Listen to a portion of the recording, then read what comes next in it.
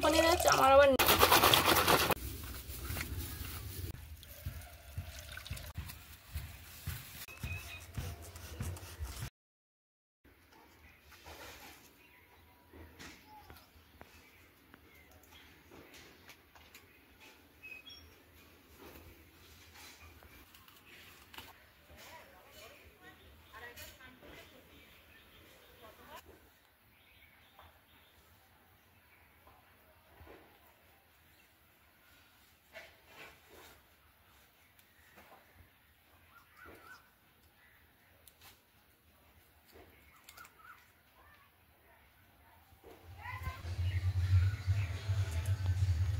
নমস্কার, আপনারা ভালো আছেন তো?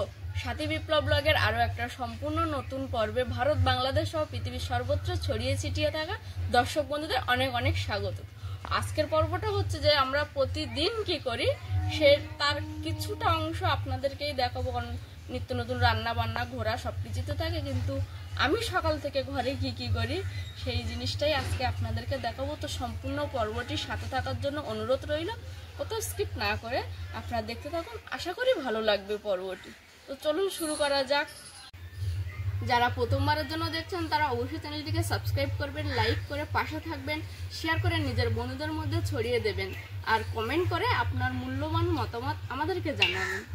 প্রতিটা সকাল প্রতিটা দিন যেমন আমাদের কাছে নতুনভাবে আসে, তেমন আমার কাছে যেন মনে হয় যে আমার সংসারের কাজগুলো প্রতিদিন নতুন নতুন কিছু যোগান দিয়ে যায়। রোজ তো থাকে ঘুম থেকে ওঠো, স্নান করো, ব্রাশ করো, জামা ছাড়ো, এগুলো তো আছে। তার সঙ্গে কোনো কোনো দিন দেখা যাচ্ছে ঘরটা ভালো করে ঝাড়লাম, কোনো একদিন ভালোভাবে মুছলাম, রোজই মোছা হয়, তার মধ্যে একদিন একটু ভালো করে ফিনাইল দিয়ে বা কিছু অন্য কিছু দিয়ে মোছা হয়, বা গ্যাসটাকে ভালো করে পরিষ্কার করা হয়।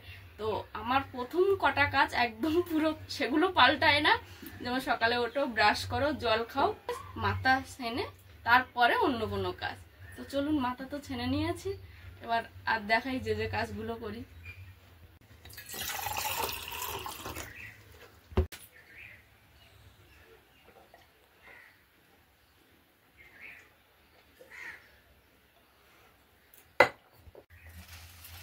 সারা রাত চালানো ফ্যানটাকে ঠিক করলাম, এবার জানালাটা খুলবো। আর প্রতিটা সকাল বলছি না, আমার কাছে প্রতিদিন নতুন ভাবে এই যখন ঘুম থেকে উঠে জানালাটা খুলি তখন ঠিক এতটাই সুন্দর লাগে। আমার বাইরের প্রাকৃতিক দৃশ্যটা, ঝিরিঝিরি করে হাওয়া বইছে সকালে, আর দুই একটা গরুও চলে এসছে মাঠে। এসছে বলতে আমাদের পাশাপাশি কয়েকজনের বাড়িতে গরু আছে, তো তারা সকাল হতেই গরুগুলোকে এখানে খাদ্যের সন্ধানে নিয়ে আসে, আর ওরা বেশ ভালো মনেও এখানে সারাটা দিন প্রায় থাকে। একটু দুপুর টাইম হলেই ওরা জল ফল দিয়ে যায়, দিয়ে আবার একটু নাড়াচাড়া করে আবার এখানেই বেঁধে রাখে। তো চলুন আরও যেগুলো করি, মশারি তোলা, আরও অনেক কাজ তো থাকে। দেখছি এটাও একটু ঝুলে গেছে, একেও ঠিক করে দেবো। আর আমরা মেনলি যখন লাইভ করি এই খাটটায় এখানেই বসে করি, তার ব্যাকগ্রাউন্ডটা হচ্ছে এই। আর মশারি তুলবো,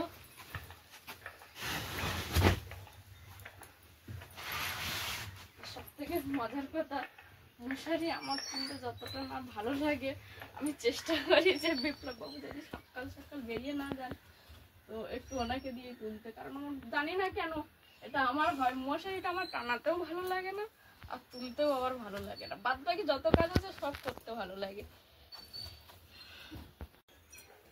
এটার যদিও কাজ নেই, তবুও এটাকে রেখেছি যদি লাগে।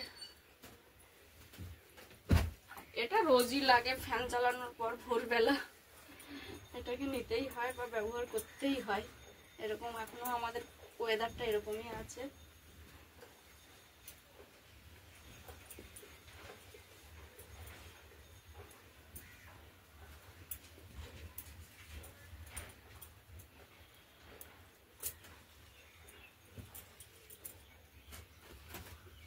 এবার ফোন, দুজনের দুটো ফোন আছে, তো সেগুলোকে দেখবো চার্জ ঠিকঠাক আছে কিনা।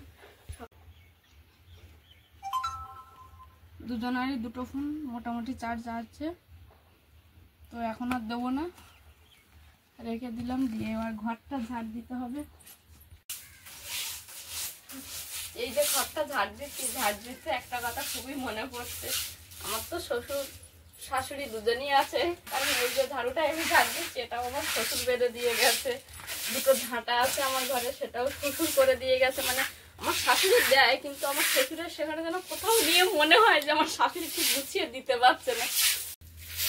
এই পিঁড়িটাও ভাই করে দিয়ে গেছিল, তো বাবা ভাবলো যে পিঁড়িটা ভারী হয়ে গেছে, ওই জন্য পিঁড়ির কাঠগুলোকে চেঞ্জ করে আবার অন্য কাঠ লাগিয়ে সেটাকে হালকা করে দিয়ে বলছে দেখো তোমার এবার তোমার বছর ঠিক হচ্ছে কিনা। এইরকম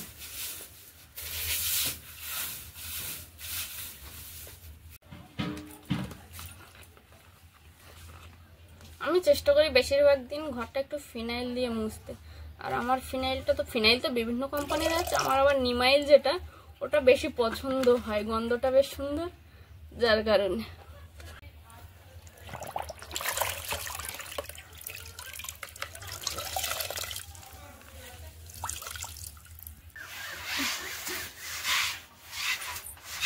আমাদের ঘরটা তো টিন দিয়ে আর অ্যালবেস্টার দিয়ে করা, আর নিচটায় মাটি। তো এই মাটিটা তো রোজ সবসময় মানে ঝড় বৃষ্টি হলে একটু কাদা জল হয়ে যাবে, যার কারণে আমি এই ব্যানারটা পেতে নিয়ে এর উপর দিয়েই ঝাড় দিয়ে এটাকে মুছে নিলে আমার ঘরটা বেশ পরিষ্কার পরিচ্ছন্ন থাকে।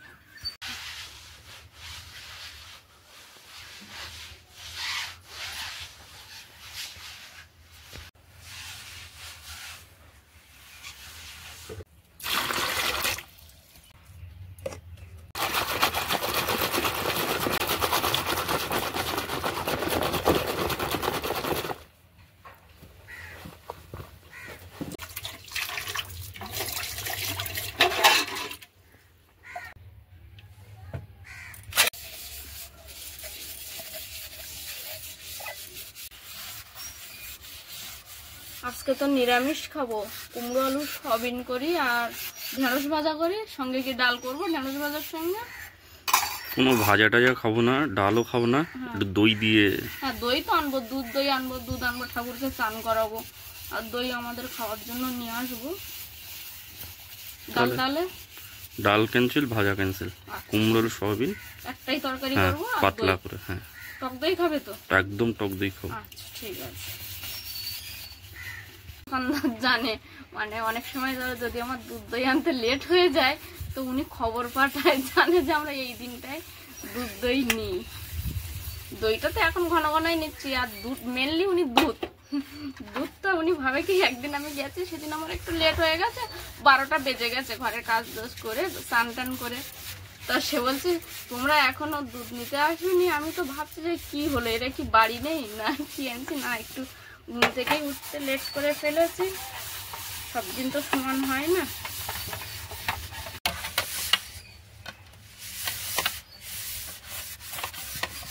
তারপর আবার দুধ দিলেই আমাকে সঙ্গে সঙ্গে প্লাস্টিক দেবে। আমার এইটুখানি দোকান, 1 সেকেন্ডও লাগে না। আমি বলি না প্লাস্টিক দিতে হবে না। তারপর উনি বিভিন্ন রকম গল্প গুজব করে যে এটা একটা ছুরি ভাজাও নিলে ভাবে যে কিসে করে নিয়ে যাবো তুমি এই ঠান্ডা জিনিস। আমি তো ঠান্ডা জিনিস আমি এক্ষণে গিয়ে তো বাড়ি গিয়ে উঠবো, আর লেগে আর লাগবেও না, আমার প্লাস্টিকটা বেকার, আমি বাড়ি নিয়ে গিয়ে নোংরা করে লাভ আছে। ভালো হাওয়া হচ্ছে কিন্তু সাথে। বেশ হাওয়া। এইরকম হাওয়া কোথায় পেয়েছিলাম বলো তো? ঝড়খালি পেয়েছিলাম, কলকাতায় কোথায় পেয়েছিলাম? কলকাতায় ও যেটা ক্যানিং এ ঘুরতে গেছিলাম, ওটা কলকাতা আছে, যাই হোক ক্যানিং এ গিয়ে তো কিছু দেখতে পাইনি আমরা। ক্যানিং এর ভিডিওটা হয়তো ভিডিও আমরা করেছিলাম, কিন্তু আমরা সেভাবে কিছু দেখতে পাইনি। না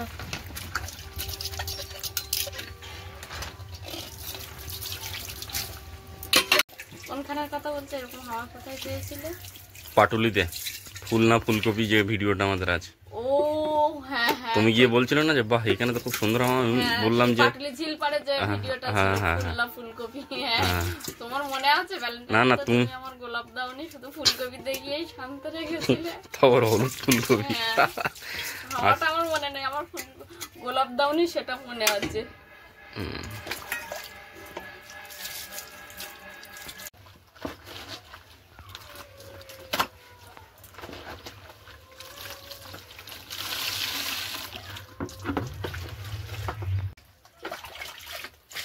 এই চৈত্রের চড়া রোদে ভাবছি নাইটিগুলো না আর বাইরে দেবো না, দিও না। ছোট ছোট জিনিস বা যেগুলো রং উঠে যাবে মনে হয়, মানে রোদে অনেক সময় কালার ফেড হয়ে যায়।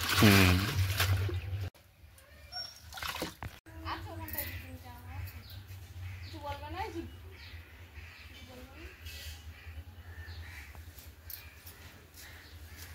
আমি একটা পেয়েছি, এই নে, একটা আম পাড়িনি, তুই আচার করে খাবি।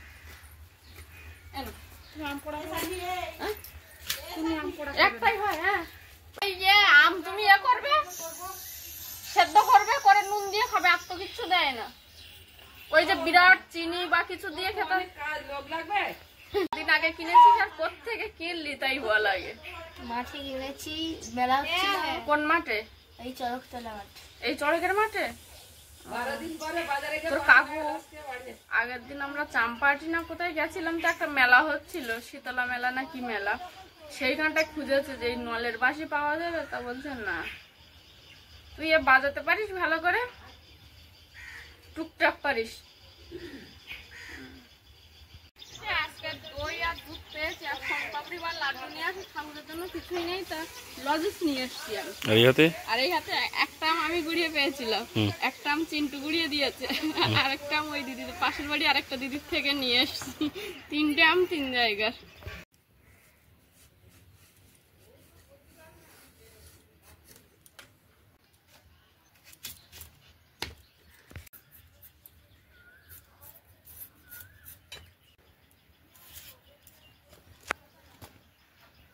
এ দেখো, ওই উনুনটা একটু তুলে দাও না, উনুনটা একটু তুলে দাও না।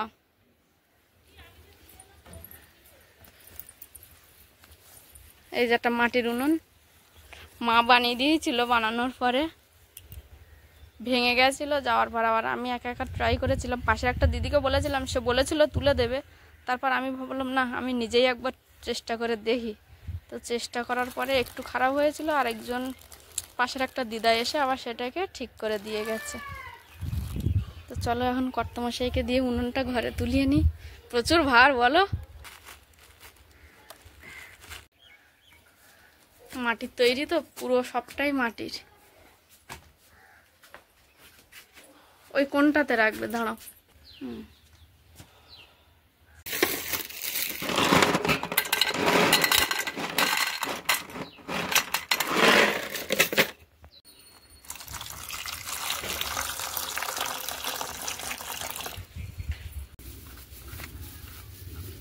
আমি পুরোপুরিভাবে রেডি হয়ে গেছি, গ্লাভস পরে, মাস্ক পরে, মাথায় কাপড় বেঁধে। এটা রেডি হওয়ার কারণটা হচ্ছে আমার পেছনের যে অবস্থাটা আছে, ঘরের চারিপাশটায় এরকম বিভিন্ন ধরনের ঘাসে পুরো ছেয়ে গেছে, খুব অসুবিধার মধ্যেই আছি।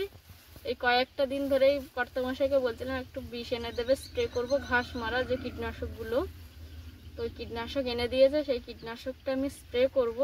তো তার আগে তো আমি রেডি হয়ে গেছি। এবার এখানে আমার যে কীটনাশক যে দোকান থেকে আনা হয়েছে, সেখানে বলে দিয়েছিল জলের পরিমাণটা, সেই পরিমাণ অনুযায়ী আমি জল নিয়ে নিয়েছি। আর আমার ওখানে 2টো ফাইল আছে, তার মধ্যে বলেছে একটা ফাইল এতটা জলের মধ্যে ব্যবহার করতে হবে।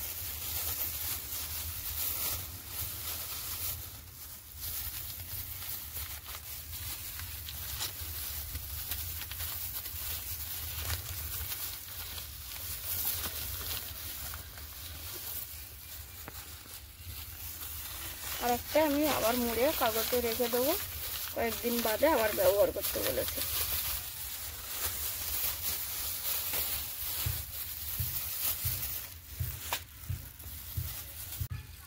তো এইবার অ্যাম্পুলটা খুললাম, কীটনাশকের রংটা হচ্ছে সবুজ কালারের, যে সবুজ খুব সুন্দর কালার। ওটা দিয়ে দাও, একটু ধুয়ে দাও, জলে ফেলে দিয়ে দাও। হ্যাঁ, সাবধানে, তোমার গায়ে যেন না লাগে। না, আমি তো ডবল গ্লাভস পরে নিয়েছি।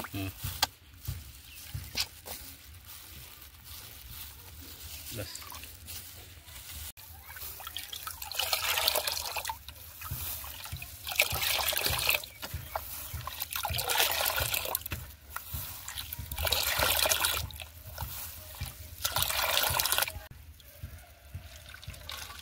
এবার কীটনাশকের জলটা আমি বোতলে ভরে পুরো ঘাসগুলোতে স্প্রে করব।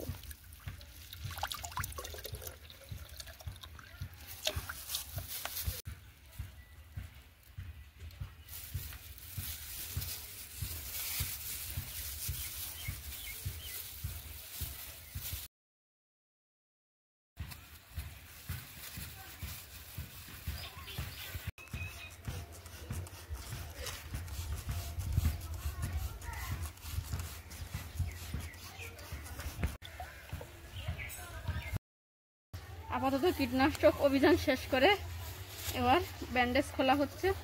কীটনাশকের ব্যান্ডেজ, অন্য কিছু নয়। মানে প্লাস্টিকের গ্লাভস, তাই তো? হ্যাঁ। আচ্ছা।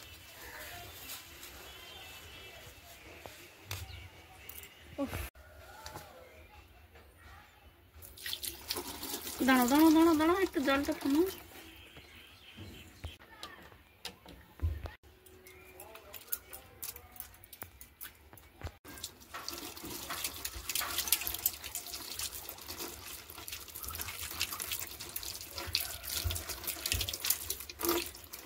ধন্যবাদ। কলপাড়েই রেখে দিই। আজকের আমাদের দুপুরের মেনু হচ্ছে সয়াবিন, কুমড়ো, আলু দিয়ে একটা তরকারি হবে, ভাত হবে আর দই। এই গরমে কর্তামশাইয়ের এটাই বলেছিলাম যে ঢেঁড়স টেঁড়স ভাজা করবো, ডাল করবো, বললো কিচ্ছু করার দরকার নেই, শুধু টক দই আর একটা নিরামিষ তরকারি হলেই হয়ে যাবে। তো সেটাই রান্নাবান্না করব। আর এই দুপুরে রোদে কীটনাশকটা প্রয়োগ করে আমারও একটু কষ্ট হয়ে পড়েছে, রোদ গরমের মধ্যে যে কাজটা করলাম তার কারণে।